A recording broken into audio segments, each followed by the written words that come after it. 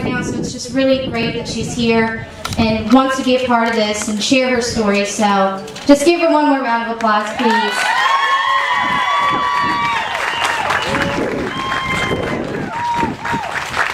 Good afternoon.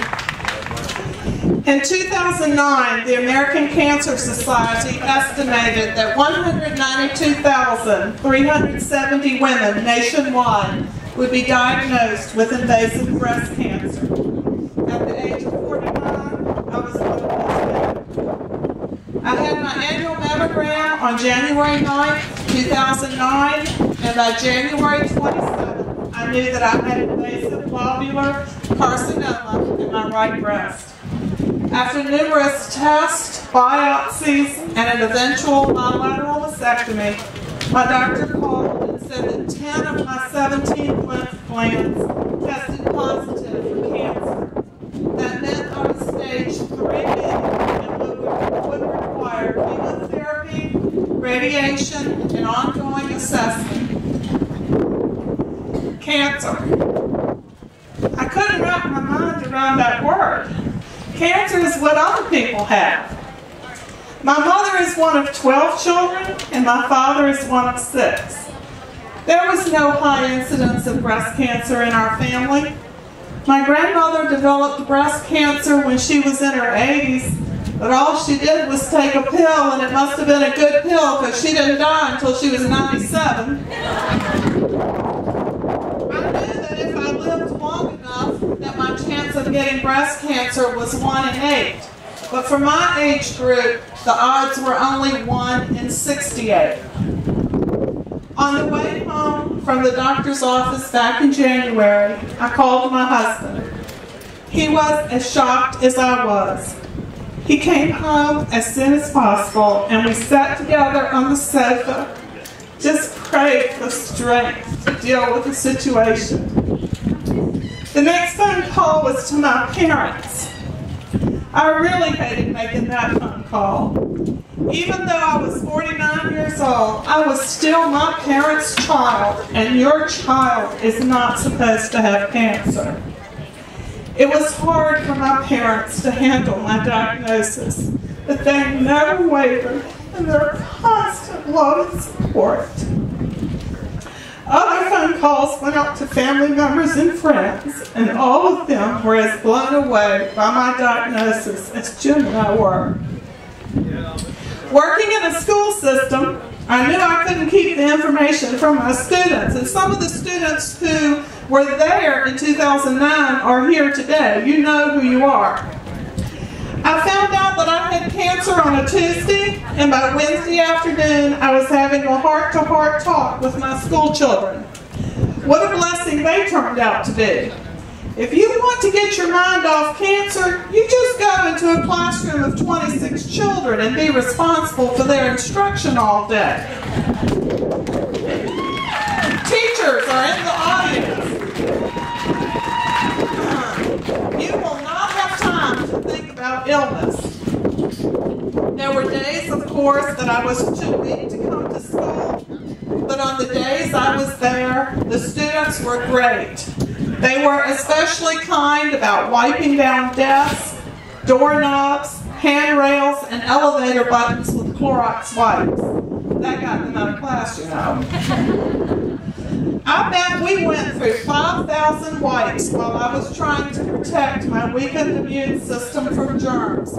And thank you to all of the generous parents who kept sending those wipes in for us to use. My hair was another huge item of interest to the students. On the first day of school that year, I showed them what I looked like without my colorful baseball hat. Now, wouldn't you want to know what a bald-headed teacher looked like? From then on, the children acted like my looks were no big deal. Only when my hair started growing in did the children start getting excited. Well, Mrs. Davis, we're going to have to start calling you Rapunzel.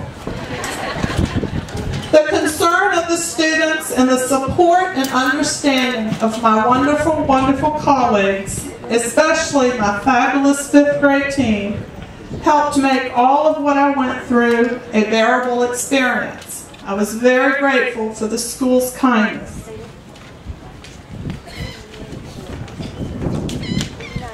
Outside of school, I was receiving other types of help and support.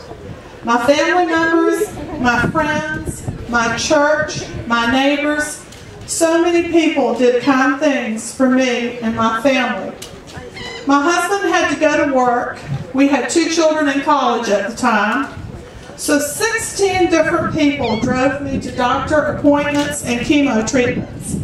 Many others called on the telephone, sent encouraging emails, brought food, sent flowers, and mailed cards. One special couple, George and Judy, mailed me a card every single day for a year. Wow.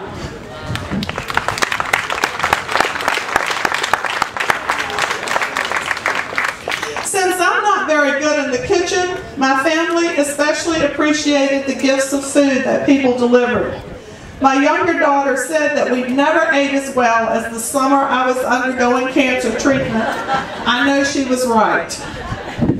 There are a lot of good cooks in Dare County, and we enjoyed the culinary skills they shared with us during the 6 days of my chemo treatments. Many courageous people became my role models.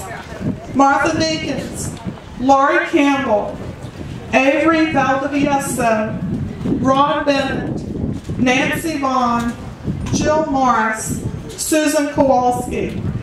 These are just some of the friends from church who were undergoing cancer treatment at about the same time. We became one another's cheering squad and relied on our faith in God to help sustain us. Other people from church became my angels. I had a Linda angel, a Julie angel, a Jan angel, a Gina angel, a Lola angel, a Delana angel, and a large collection of very generous angels called the Pictionary Group, you know who you are, who did so many things to encourage me. I could easily name 30 others who were strong supporters and a blessing in my life. My husband and I were and are so grateful to each of these people who lovingly supported us and gave us hope. I can't imagine going through such a scary experience without the type of encouragement we received. Right now, my wonderful husband, who I hope is listening on my daughter's cell phone, is in Norfolk Centera Heart Hospital awaiting open heart surgery to correct an aneurysm. He'll be operated on Monday morning. Once again, our caring Outer-Banks community is supporting us with love and concern. Thank you.